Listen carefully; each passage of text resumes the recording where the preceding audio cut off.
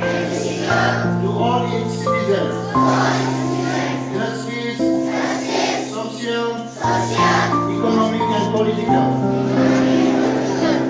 liberty of thought, expression, belief, faith and worship, equality of status among them all, fraternity, assuring the dignity of the individual and the unity and integrity of the nation.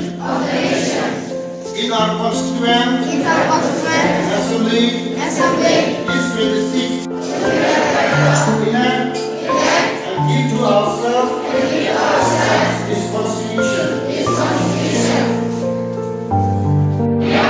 Having solemnly resolved to constitute India into a sovereign, socialist, secular, democratic republic, and to secure to all its citizens justice, social, economic and political,